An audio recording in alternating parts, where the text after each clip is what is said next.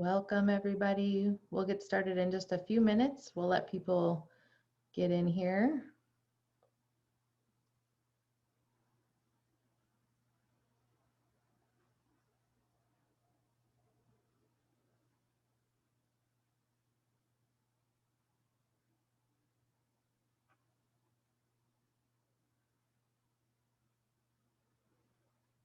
It's nice to see everybody.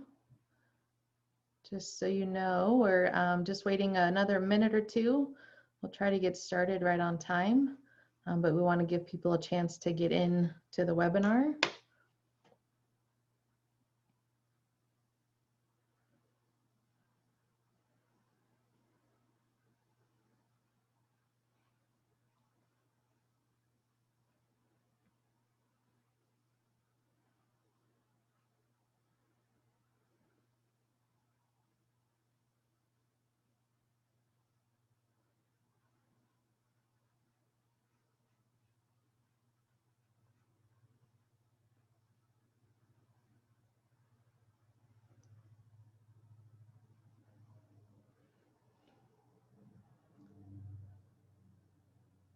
All right, it is 10:15, so let's go ahead and get started. Thank you all for being here. You are at LMS 101 Part 1 for Schoology. So if that's where you should be, you're in the right place. My name is Amy Colburn. I'm at Northwest ESD 199 in Anacortes. Co-presenting with me today is Christina Wambold. And you may or may not be able to see her on your screen, but she's here with us today. So she'll be kind of popping in and out. We also have our oh, there she is. We also have our a couple ASL interpreters today. So right now you will be seeing L'Oreal. And then throughout the session today, you may also be seeing Christina. So they're here with us. If you, at the bottom of your screen, if you are wanting to have closed captioning, you should see that option at the bottom of your page. So that's available as well. And then Chelsea is our captioner for today. So that's who's typing in the chat. If you have questions throughout the day, please use the Q&A feature. So you are able to raise your hand, but we're not monitoring the raise hand. So please use the Q&A feature if you have questions throughout the session today. And just as a reminder really quick, sorry, Amy, your attendance is already being recorded. There is nothing you need to do as an attendee to get credit for being in the Zoom today, except for being here. Yes, thank you, Christina, for the reminder. So before we start, we would like to acknowledge that we are on the traditional lands of the first peoples, past and present. We recognize that no matter where each of us is located in this moment, we are on the traditional homelands of Washington tribal nations. We honor with gratitude the land itself and call to action to practice seventh generation thinking in caring for the land and people. We also invite you to just think about where you currently live and if you could answer the questions related to the tribe nearest you. So some of those questions are on the screen here. We're not going to take a lot of time to dive in, but just invite you to think about these questions. So honoring native lands is one of the ways that we can practice anti-racist education. So I'll just give you a moment to read those questions.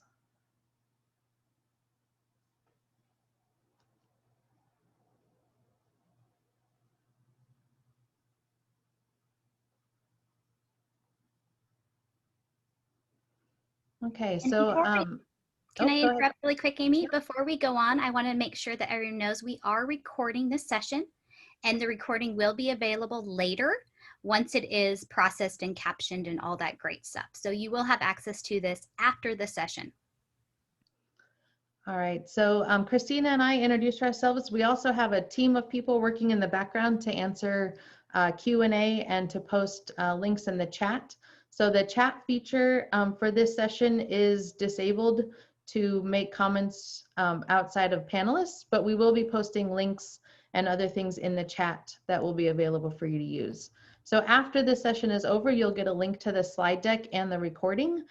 This slide deck, once you have this slide deck, you'll have access to all of the contact information for each of the people you see here on the list for each ESD. Okay, so over the next 3 days, so this is a three-part series, You will gain an initial understanding of how to begin using Schoology effectively. You will gain ideas for how to organize courses, materials, and resources. We'll start brainstorming ideas for building your Schoology course. And throughout all time, we'll continue to share best practices for remote learning. So we'll cover over the course of 3 days, really kind of get you a good introduction to Schoology and how to use it with students. So the series outlines, so today we're in part 1. So we're just going to engage all of you in the basics of accessing and navigating your LMS, so the Schoology environment. Okay, so just a quick agenda. So we just did the welcome and introductions. We're going to spend a little bit of time with an LMS framing. So just thinking about what are all the different pieces that we want to be thinking about as we're getting an introduction to Schoology. We'll dive in with some basics of Schoology and what you'll be able to see when you log in, and then some closing and next steps to end our time together. Okay, so Andrew is going to take it away for us at this point.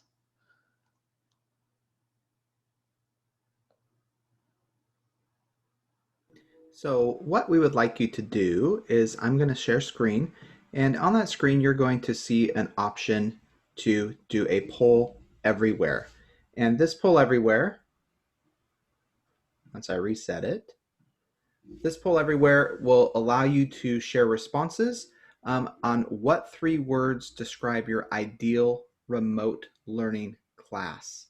So we want you to use the link that is being posted in the chat to type in what 3 words describe your ideal remote learning class. And that's because we're in a remote learning environment for most of us, and we want to know what your feelings are on what it is. Now, this will populate as a Wordle or a word cloud, and this allows you to see the larger words will be the ones that are most responded to. So the most responses will become the largest words. So let's just give a minute and see how this populates.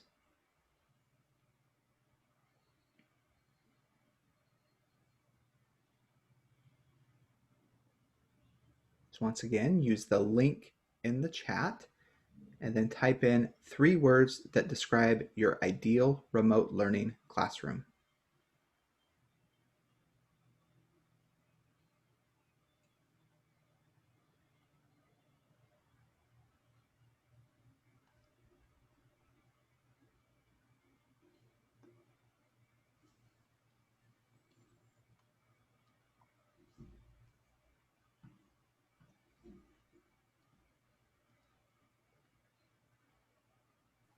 I love how engaging continues to be the biggest font. I love to see all these other words of equitable and personal and loving and all those SEL things that we know and desire to do with our students. And it definitely helps us frame as we're moving forward, because what we want to do is find ways with these tools to make sure that they're engaging, they're intuitive, they're fun. I'm loving the consistent word. I'm seeing Collaborative, positive. easy for user friendly. I love all these things. Obviously, you guys have been thinking about what you want to create for this year, and we're really excited to be part of that journey. Yep. So we'll give another minute and see what the biggest words that pop out, and then we'll just read them out. And engaging continues to grow.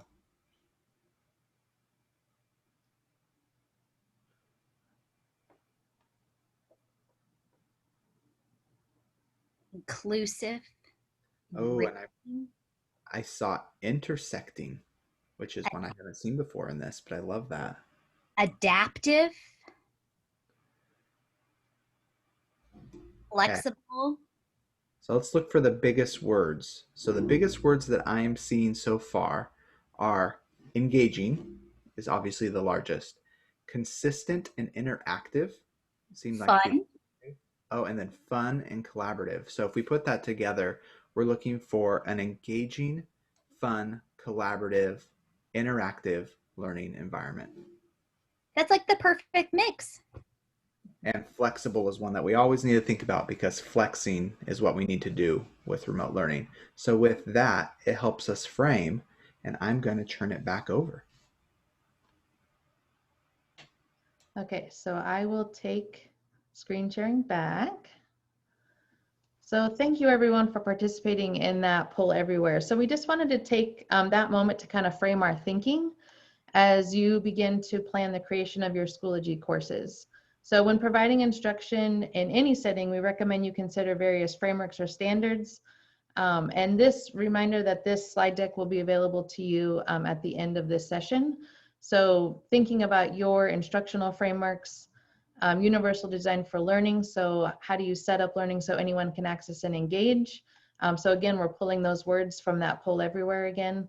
Engaging in culture responsive teaching practices, and really thinking about the social and emotional learning for all students, particularly when we're in just a setting that's so different for most of us. So once you have the slide deck, we invite you to dig into some of these resources and just see how you can use these resources as we move into the beginning of the school year. We also want to talk about equity quickly. So given the dual pandemics of COVID-19 and racism, now is the time to reimagine schools to become more humanizing and racially just. So using the culture responsive teaching and SEL and universal design for learning as our foundational frameworks for doing this will support our change in practice. So practices that will help us to be responsive to learner variability, culturally and linguistically. We also just wanted to highlight that the OSPI Reopening Schools Guidance also talked about equity and the opportunity to make changes. So I'm just going to give you a moment to read Superintendent Chris Reichdahl's a quote out of that Opening Schools Guidance.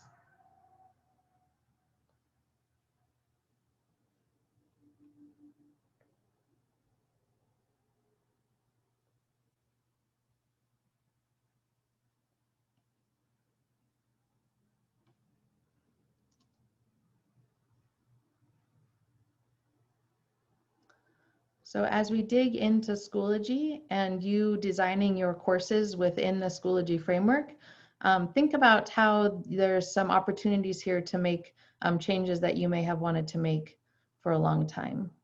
Oops. Equity and access were further detailed in the Reopening School Guidance. So each student, family, and community possesses strengths and cultural knowledge that benefits their peers, educators, and schools.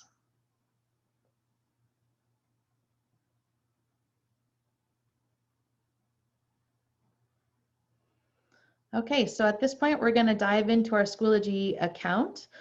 So as we're going through here, if you are most comfortable just watching, that's perfectly okay. If you have your Schoology account set up, you can also kind of follow along with us. So whatever is most comfortable for you is fine at this point. So to get to Schoology, there's a couple different ways.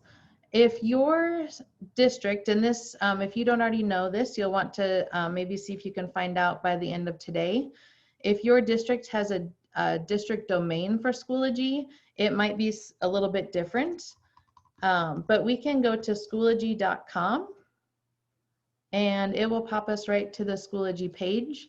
So from here, if your school has a school or a district Schoology domain, it might be something like, just for example, I know that the Anacortes School District has their own. So theirs is anacortes.schoology.com.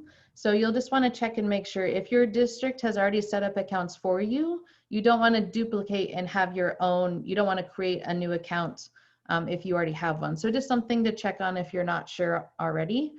If your district does not have accounts for you, you'll go to Schoology.com, and when you go to sign up, you'll see 3 options. So if as an instructor, you'll want to just make sure that you click this first option, so sign up as an instructor.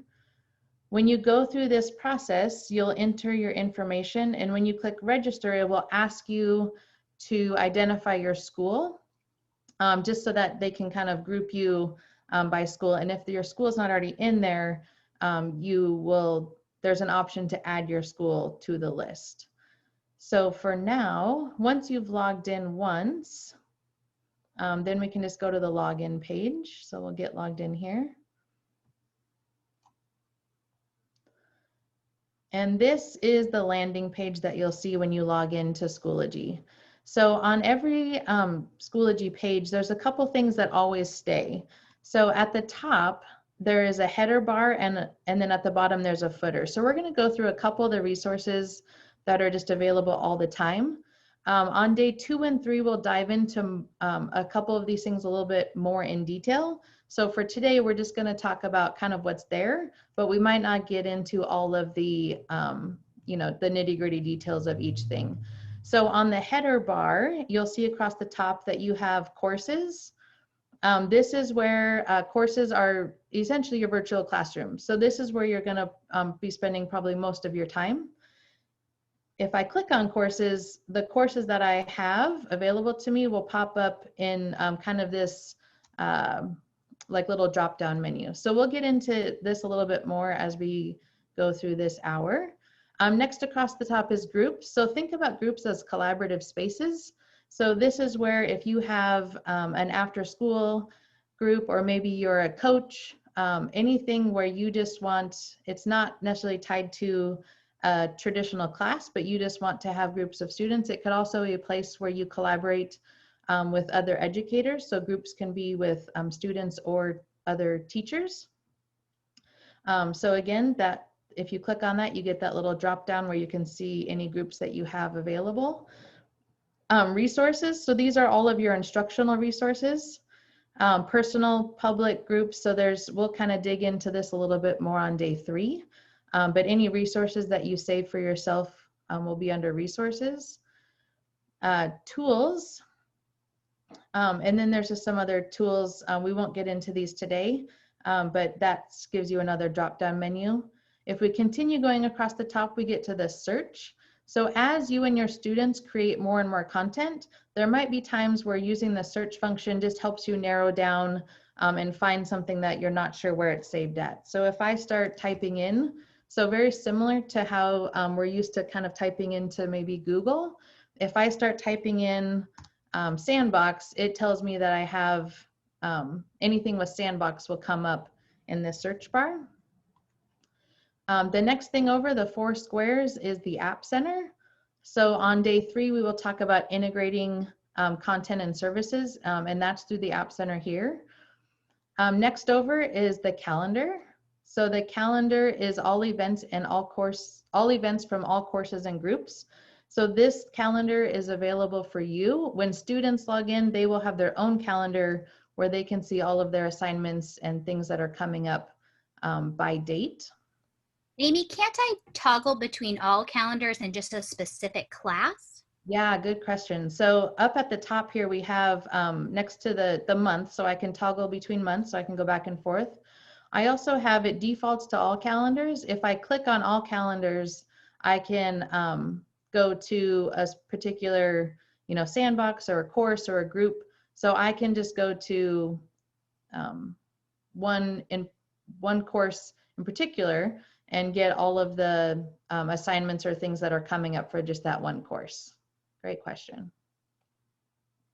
I can also, if I want a little bit less, I can also do by week or just by day. So as a student, that might come in really handy as well.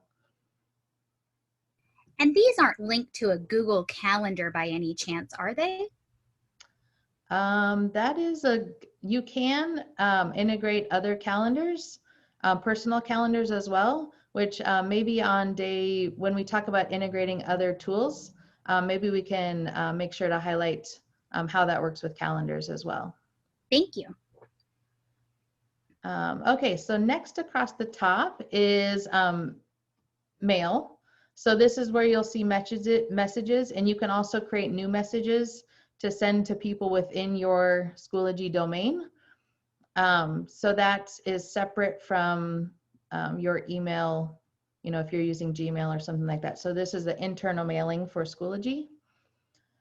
We also have notifications next. So if you have things that are upcoming, they'll be in that notifications. and then requests from other members. The final thing at the top header bar is you'll see your name when you log in.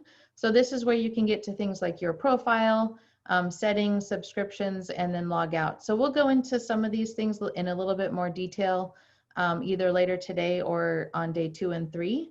But that's where you kind of get your general settings and your profile information. So before we get into the course, let's just scroll down to the bottom. At the bottom is where you're going to get to your help center. So if you go down to support, there's some other privacy policy terms of use and the Schoology blog, which has some interesting information on it. But especially as you're learning Schoology, there might be times where this support is really helpful. So if you click on support, there's 3 options at the right. So your organization may have support contacts. So people that have been identified to just support you and your district. But at the right, at the top, is the Help Center where you'll find all of the help information for Schoology. So if you click on this link, it will take you to a new webpage where you have all kinds of ways to search. You can view just by instructor. So all kinds of good information that gives step-by-step guides. So I'm going to go back to Schoology. So I'm going to go back to the home page. So anytime you're somewhere in Schoology and you want to get back to the main landing page, the top, and it might either have your district or it might just say Schoology. But if you click in that top left-hand corner, you'll get back to the landing page for Schoology. So within here, there is a couple things to highlight. So the first is the recent activity and course dashboard. So recent activity just tells you things that are upcoming, things that have happened. As a teacher, recent activity will tell you what students have been working on. There's the course dashboard. The next tab over. So this is where you'll see all of your courses. So right now, I only have a sandbox course.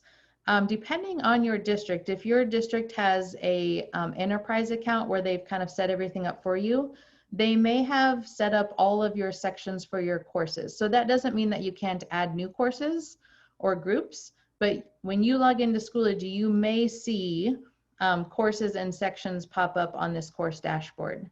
So these can be rearranged, these boxes. So if you want them in a particular order, you can rearrange and have your course dashboard work for you. On the right-hand side, you'll always see upcoming. So this is where you can link to your calendar.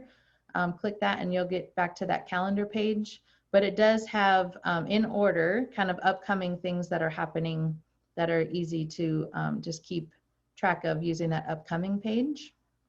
And I noticed that those look like hyperlinks. So can I just click on those and immediately get to that section? Yep. So if I, as a student or a teacher, if you're just using Schoology, that upcoming, if I go, oh, you know, this is, well, these are already both past due, but if I logged in here and said, oh, I forgot to do this, and there's a quiz, I know that I can click on this quiz and it will take me to that page. So yeah, good question. So students, easy access to assignments and things that you want them to be working on.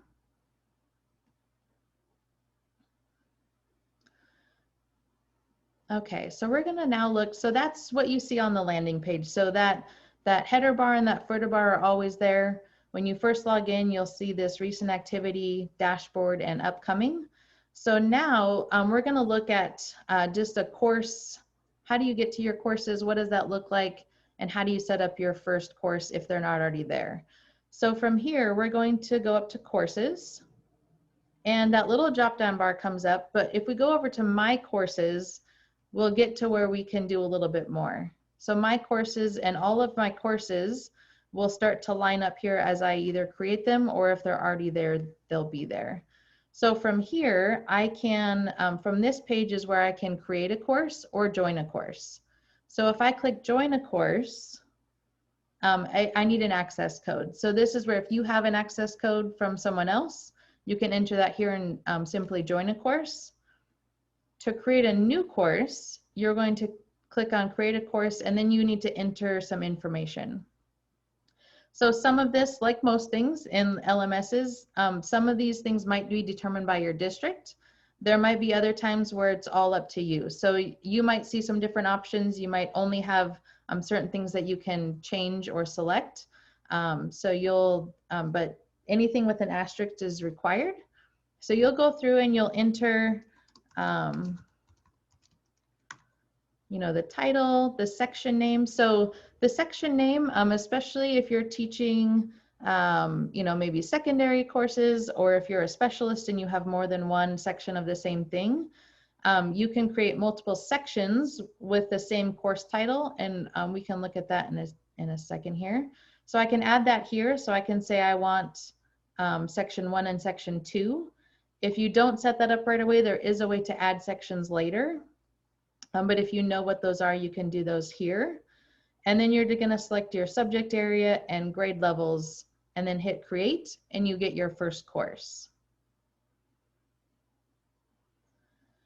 So from here, so your courses, when you add them, will show up like this Schoology Sandbox course on the page here. So when I open this course, you're going to get to your course landing page. And this is where you're going to do all of your content creation, doing all of your adding materials, things like that for students to use. So this is where you're going to do the bulk of your work in Schoology. So on the left-hand page, we're going to get into all of these things tomorrow. But just so that you can see kind of the general navigation, at the very top, you can change the picture. So if you want something that's a little bit more applicable to whatever your course is. But right underneath it, and it kind of hides up here, but there's course options. And if we click on here, this is, once you have students in your course, you can view the course as. So if you're wondering, what does this look like for students? Once you have students in your course, you can click and see what does this look like for them. And that's a really handy, just to see, okay, what options do they have? What do they see? You can send messages, edit info about the course. You have your privacy settings in here. And you can also moderate posts. So in Schoology, there's lots of ability for students to comment and ask questions. So if you'd like to moderate posts, you can find that under course options. Amy, before you go on too far, could I set myself up as a student so that I could access that before while I'm building my sandbox? That's a good question. And Christina, do you know the answer to that? You know, I think you can, but I also think you could do it with a Gmail account. So if you had a separate Gmail account that you could create as a student, you should be able to join. Yeah, so there's, this is actually my student. Some of you may have seen when I said view course as, we have Janice Joplin as a student. So there is kind of a non-student student that is just put in there so that you can add them to any course, just so that you can quickly see. So that might be something we can go in when we get to members. Let's, Christina, if I forget, remind me to kind of play around in there when we're on there and just see if we can add kind of a dummy profile. Will do. Okay. All right, so from here, on the course options, so underneath course options, this is where on the left-hand side, these drop-down menus are really going to be where you add all of your content. So again, we'll get into what material options do I have, but the add materials button is where you can, we'll get into all of this tomorrow. But if I keep just going down, so we have updates. So updates are just things like, these are just things that you want to send. They're not necessarily assignments. You can add links and materials, but a lot of people use updates as just a way to kind of communicate with their class without turning it into a formal assignment. So can I think of that as like announcements? Yeah, that's how a lot of people, almost like either announcements, or sometimes I've seen teachers use this as kind of like a blog in some ways, where they just, if there's things that they just want to, maybe there's every Monday there's just kind of an outline for the week, or every Friday there's kind of a recap. So yeah, this updates are a really nice way to just kind of keep the class in touch with whatever it is that you're working on. Wonderful, thanks. So gradebook mastery. So Schoology does have the ability. This is a question that comes up a lot. If you are standards-based grading or wanting to do standards-based grading, the mastery within assignments, you can link standards to each assignment.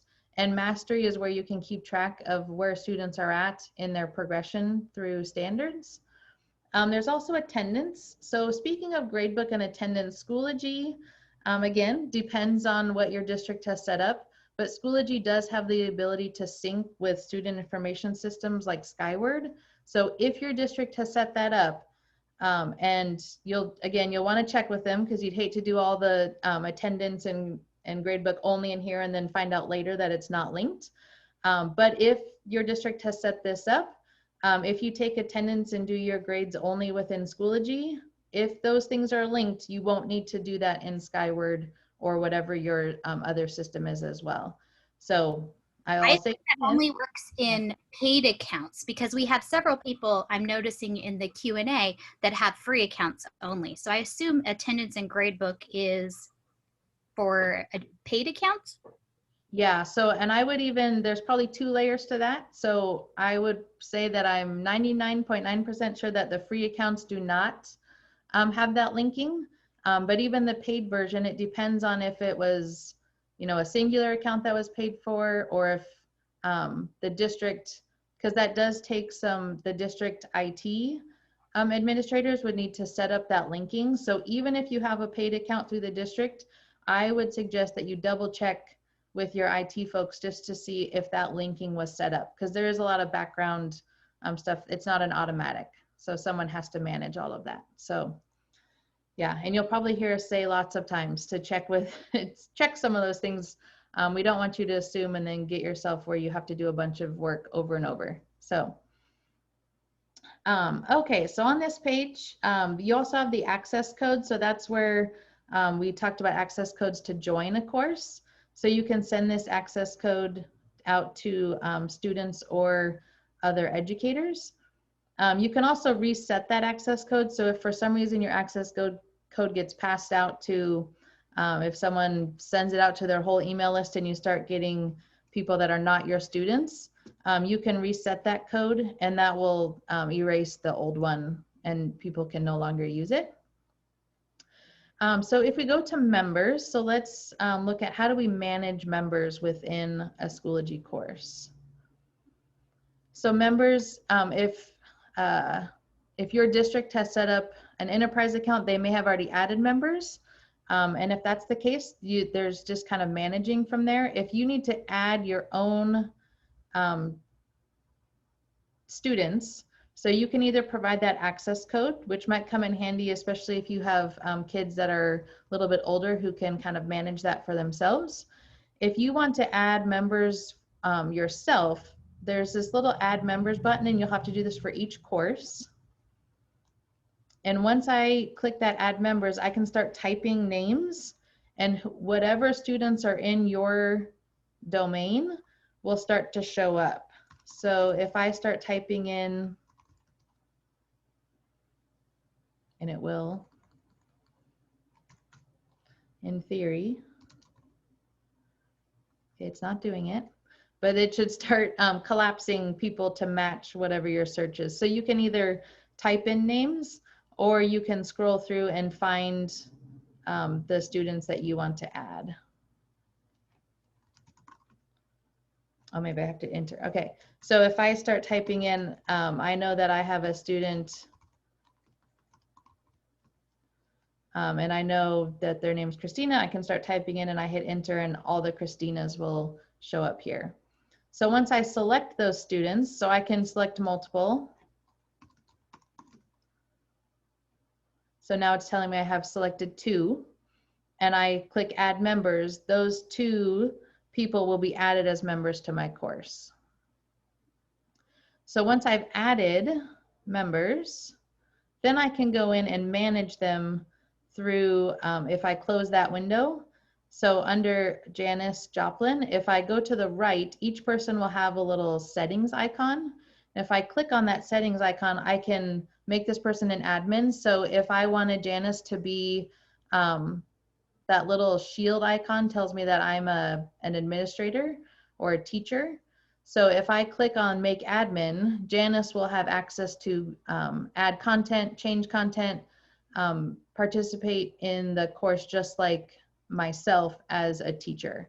So you won't want to give admin abilities to students, but that is an option if you want to add other, maybe you have a special ed teacher that you're working with, or a specialist, or just another, co-teacher. You want to make them an admin so they have access. You can also, you may or may not have this, but you can change passwords. So if a student forgets their password, or if there's an issue, you can help them out. This might be, depending on your access in Schoology, this might be an IT only option. So you may not have that. Here is another way that you can preview the course as this student. So you can use that course options, or if you're in members, you can see what it looks like for them. And here's where you can message parents. So to get parents access, if you look on the right side of the page, there's parent access codes. If you click on this link, it's going to give you, each individual student will get their own parent access code. So when I say download, it downloads as an Excel file. And if I open this, you won't be able to see it because I've only shared my Chrome screen, but it will show up as an individual. So I would email Janice's parents with the code that was given to me in that Excel file. So once I have that information and they're logged in as a parent, they've created an account, I can message just Janice's parents if I needed to. There's also the ability, I only have one student in here, so, but I could add a grading group. So if I want to organize my students into groups, I can do that on this members page as well.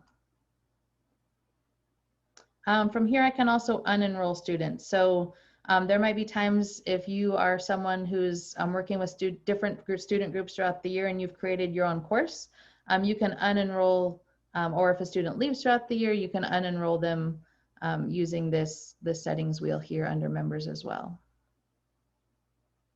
Amy, I know we're almost towards the end of our time today, but can you talk about the required approval part? That's the checkbox there next to access code. What does that do?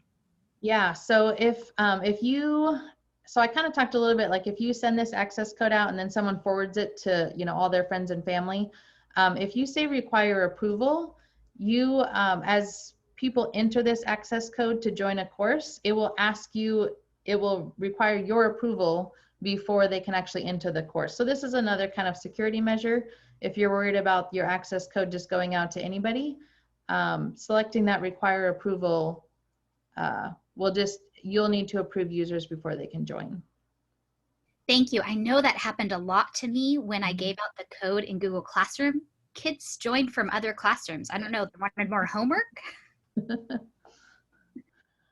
Yeah, so we're just about towards the end. So is there any other questions that we want to bring forward at this point? A lot of comments about the tools menu at the top of our course not being there for the free accounts. Okay, so I do know that the usage analytics, which I know I'm a data nerd, so I probably spend far too much time in analytics. Those are only available with the enterprise accounts. So yeah, the free versions are going to have a lot less options up at the top, and even paid versions, again, they might not have some of these. I'm also in here, I think, as an administrator, not just a teacher. So some of these management options, you will probably not have access to. That's correct. I'm also seeing a little bit of a question around what is meant by students in your domain? Students already in your Schoology, or is it linked through Gmail? Like people may do? Yeah, and that's a depends. So I guess that's a good question though. So domain, and I say it depends because Schoology could be linked to your Google domain. So it could be all of your students on Google. If your district has purchased Schoology for the whole district, they have probably done a lot of background kind of syncing with the student enrollment system so the domain is just anybody who's in your district, like IT, list is maybe the best way to describe that. I also see, thank you, Amy, you did a great job with that. I also see a question about, will there be a different access code for each course? So I'm a parent that maybe has 4 kids. Am I going to have 4 different access codes? That's a great question. So there's a different access code for each course, but you only need to send one access code to parents. So once parents have an access code for their student, they will be able to see all of the student's information. So the access code for a course, but the parent access codes are like a global access code. So one way that we've seen that happen successfully is, let's say you're at a high school and there's an advisory teacher. Maybe the advisor does the parent access codes so that the parent doesn't get 5 access codes that really all do the same thing. So the parent only needs one access code to see all of their students' courses, all of the work that they're working on. But if I'm a student and a student is needing to like enter into courses, they'll need a different access code for each course. And thank you again. Is there a way to mass message our parents? I think we're going to go into this more detail in the next couple days, but just quick response. Let's see. Like, can I send an email to all my parents? I would think that might be on the updates page. You might be able to select that. Asking some good questions. I know. I see like right next to the post button, the red post button is a little icon. What does that do? So this is allow parents to see this post. So if you're wanting to message out, maybe it's an update, a reminder about something that's upcoming that you'll want to make sure parents, you'll just want to make sure that's checked so that parents can also see that update. Awesome. There was some other questions about creating a fictional member. If my district hasn't already set up a Janis Joplin, how can I go about that? Yeah, so let's see.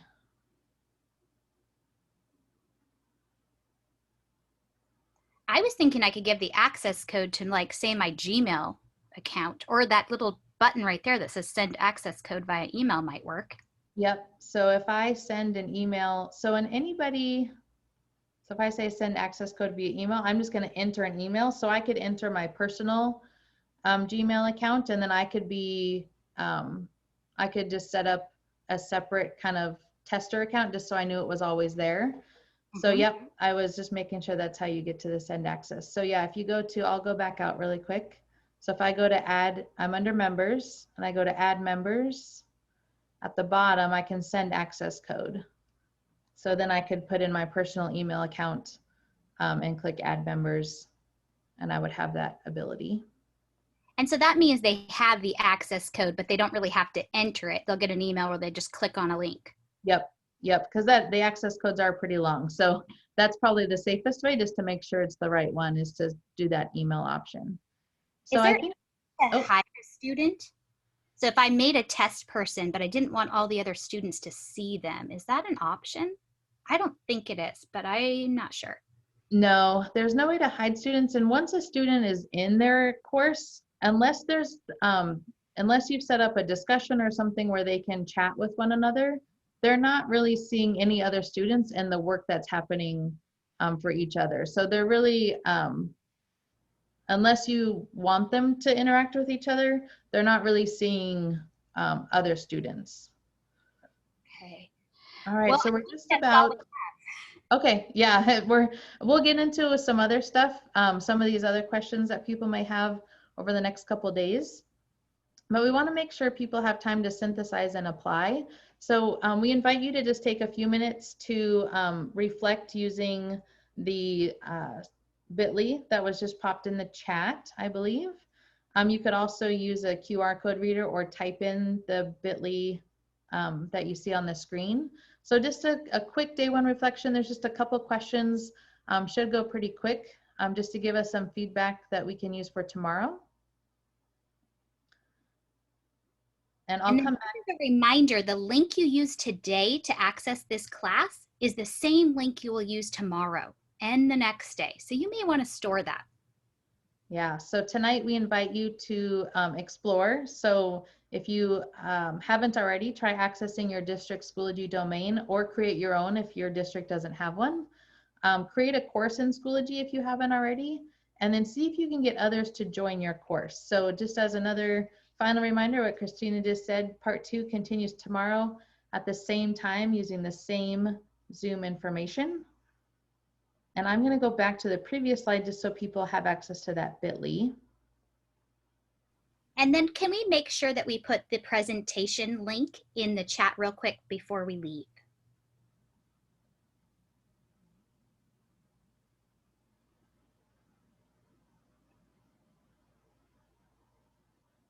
All right, thank you, Jeff. Jeff just popped the slides into the, oh, and Andrew did too. You guys are also awesome. Yeah. All right, and if you didn't get your question answered today, we'll be going over lots more on day 2 and 3. So we'll be sure to help you out on those 2 sessions. Thank you all for letting us be part of your journey into the next stage of LMS and distance learning. All right, bye everybody.